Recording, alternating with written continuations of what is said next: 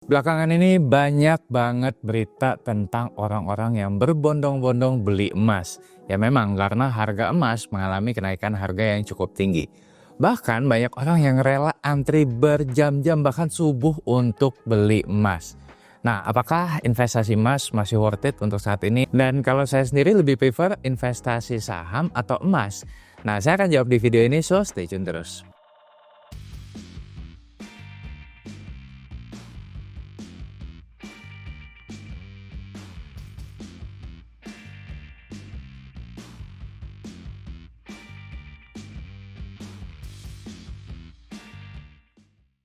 Nah, kalau kita berbicara mengenai dua instrumen investasi antara saham dan emas, ini memang dua instrumen investasi yang paling sering digunakan oleh investor di seluruh dunia.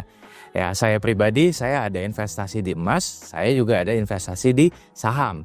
Nah, tapi perlu diketahui kalau jenis investasi ini jauh berbeda, peruntukannya beda, dan kedua instrumen juga mempunyai kelebihan dan kekurangannya sendiri. Nah, coba kita kaji lebih jauh terkait dengan kelebihan dan kekurangan emas terlebih dahulu. Nah, kalau kita bicara mengenai investasi gold atau emas, ini kita bicara emas batangan ya, bukan emas perhiasan. Nah, ini ada beberapa kelebihan. Ya, kelebihan yang pertama itu karena stabilitas harganya. Nah, jadi memang emas ini dikenal sebagai aset yang cukup stabil terutama dalam jangka panjang. Nah, meskipun dalam periode tertentu harga emas bisa mengalami fluktuasi, tapi harganya tidak cenderung mengalami perubahan yang ekstrim seperti saham atau mungkin kripto. Nah, hal ini membuat emas menjadi pilihan yang cukup populer saat pasar sedang tidak stabil atau mungkin pada saat terjadi ketidakpastian ekonomi global. Kalau investor bilangnya investasi emas itu adalah safe haven asset. Jadi aset yang aman atau jadi pilihan ketika ekonomi global sedang tidak baik-baik saja. Nah, kalau kita lihat memang belakangan ini kenaikan harga emas disebabkan oleh perang dagang antara Amerika dan China. Ya, terutama pengenaan tarif atas beberapa negara di dunia yang mana hal ini menyebabkan ketidakpastian ekonomi di seluruh dunia. Dan hal ini membuat banyak investor beralih ke instrumen investasi emas. Kelebihan yang kedua adalah tahan inflasi. Nah, emas atau gold ini bagi sebagian orang bukan tempat untuk investasi, tapi untuk melindungi dari inflasi. Kenapa? Karena kenaikan harga emas biasanya sama atau lebih tinggi dibandingkan dengan inflasi. Ya, jadi mencegah uang kita termakan inflasi. Nah, kalau kita bicara mengenai emas, memang investor di seluruh dunia melihat emas itu seperti beauty in the eye ya bagi para holdernya. Dan orang di seluruh dunia lihat emas ini adalah sebagai sesuatu yang sangat berharga.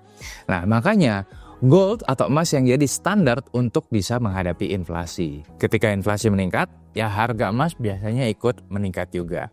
Nah, hal ini menjaga daya beli tetap terjaga karena setiap tahunnya nilai mata uang sekarang terus berkurang akibat inflasi. Nah, next kelebihan berikutnya yaitu likuiditas yang tinggi. Yes, kalau berbicara mengenai likuiditas emas ini memang gampang banget untuk dibeli dan dijual ya.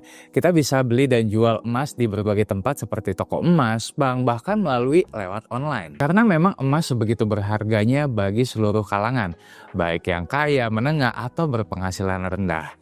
Dan emas juga bisa digadai melalui perusahaan gadai sehingga tadi relatif lebih mudah untuk diuangkan. Nah, kemudahan ini yang tidak didapat dalam produk investasi pasar modal lain yang hanya dapat dijual pada saat jam kerja bursa dan membutuhkan waktu untuk proses likuidasi dana. Tapi emas juga bukan tanpa kekurangan.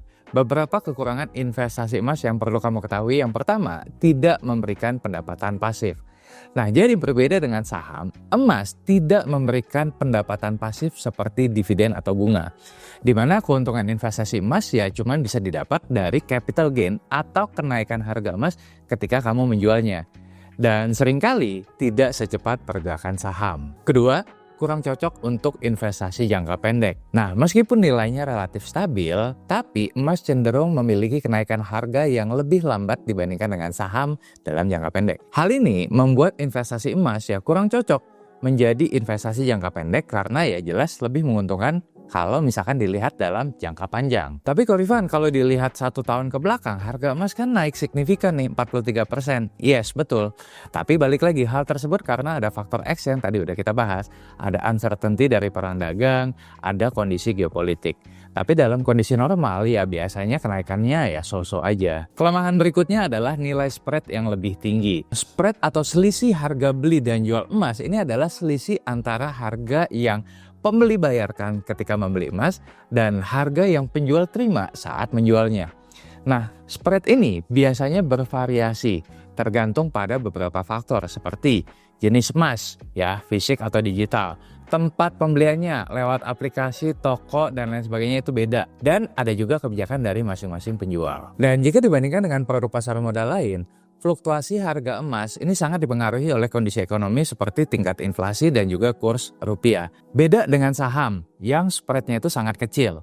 Misal kalau misalkan ada saham yang bid price-nya 200, offer price-nya mungkin 202.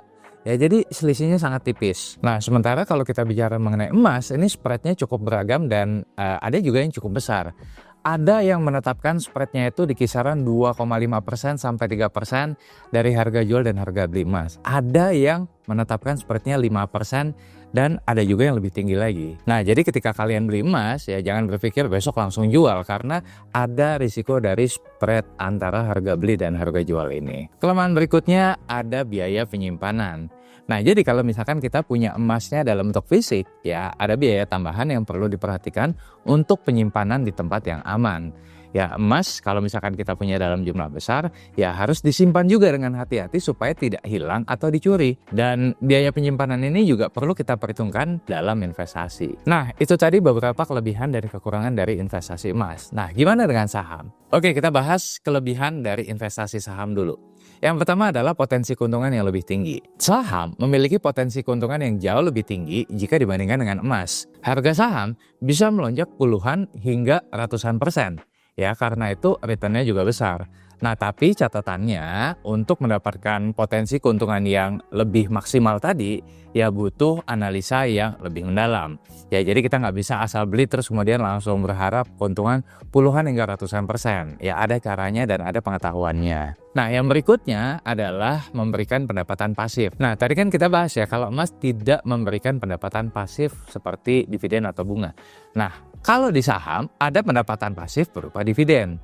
Dengan catatan perusahaan membukukan keuntungan dan memberikan sebagian keuntungan tersebut berupa dividen kepada pemegang saham.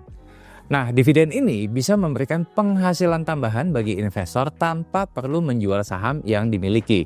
Ya, jadi selain mendapatkan apresiasi dari kenaikan harga saham atau capital gain, kita juga bisa dapat tambahan dari dividen. Dan kalau kita bicara besaran dividen pun bervariasi dan banyak emiten yang membagikan dividen dalam jumlah yang cukup besar. Ada yang dividen yieldnya 4%, ada yang dividen yieldnya 10%, bahkan ada juga yang di atas 15% atau 20% juga ada. Nah, kelebihan berikutnya adalah diversifikasi portfolio bisnis. Dengan investasi saham, kita memiliki kesempatan untuk melakukan diversifikasi portfolio ke beberapa lini bisnis yang profitable. Jadi kita bisa invest di batu bara, kita bisa invest di properti, kita bisa invest di otomotif, atau bisa invest di CPO, nikel, dan lain sebagainya. Jadi pilihannya banyak. Ya, karena bergantung pada siklus bisnis dari perusahaan itu sendiri. Nah, jadi pada intinya kita bisa membeli saham dari berbagai sektor industri yang membantu kita untuk mengurangi risiko dan memberikan peluang untuk memperoleh keuntungan yang lebih besar juga. Kelebihan berikutnya adalah kemudahan bertransaksi dan liquid juga. Nah, berbeda kalau kita investasi di fine gold atau emas batangan yang harus kita belikan goldnya terlebih dahulu. Dan tadi kita udah bahas, gold ini juga punya risiko hilang kalau misalkan tidak disimpan dengan baik-baik. Nah, di saham tidak seperti itu. Karena sekarang sudah serba elektronik dan dijamin oleh regulator pemerintah. Misal, kalau sekuritas yang kita pakai amit-amit bangkrut, ya saham kita akan tetap ada dan akan tetap tercatat karena sudah terrecord di KSEI yang tugasnya adalah untuk menyimpan dan mengelola aset efek milik investor di dalam rekening efek. Dan selain itu saham juga sama liquidnya dengan gold, ya asal pemilihan sahamnya juga benar dan pencairannya juga mudah. Ya karena apa-apa serba elektronik. Dan misalkan kalau kita invest miliaran sekalipun, Ya, banyak juga saham-saham yang volume perdagangannya puluhan hingga ratusan miliar, jadi sangat liquid. Nah, lalu apa kekurangan dari saham? Yang pertama, kalau kalian mau investasi di saham ya kalian perlu melakukan analisa secara mendalam. Nah, karena investasi saham ini bisa dibilang ya susah-susah gampang karena membutuhkan waktu dan pengetahuan yang cukup. Ya, kamu perlu untuk memantau pasar, siklus industri, baca atau pelajari laporan keuangan perusahaan, pelajari analisa teknikal kalau kamu trader, dan juga analisa fundamental kalau kamu investor, dan lain sebagainya. Nah, tanpa pemahaman yang baik, risiko kerugian bisa lebih besar karena di saham volatilitas harganya cukup tinggi.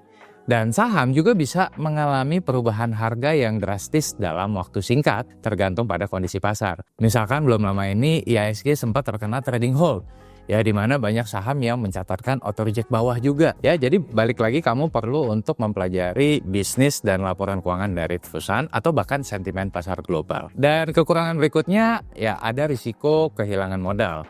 Ya, sebenarnya ini berkaitan ya dengan kekurangan yang pertama. Ya, di mana investasi saham membawa risiko yang cukup tinggi termasuk risiko kehilangan modal.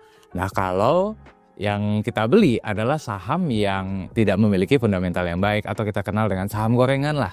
Ada juga beberapa saham sekarang juga harus di delisting dan lain sebagainya. Nah, tapi tentu saja hal ini bisa kalian minimalisir dengan tadi melakukan analisa baik secara fundamental ataupun teknikal dan kalian memang sudah melakukan analisa mendalam terlebih dahulu. So, kesimpulannya investasi saham dan emas mana nih yang jadi pilihan atau yang lebih cuan? Menurut saya, kita perlu punya dua-duanya karena karakteristiknya berbeda. Saham akan lebih menguntungkan kalau kondisi ekonomi ke depan membaik. Ya, pertumbuhan ekonomi juga kencang. Nah, sebaliknya, emas bisa jadi akan lebih menguntungkan kalau ada tensi geopolitik atau uncertainty terhadap ekonomi di masa yang akan datang.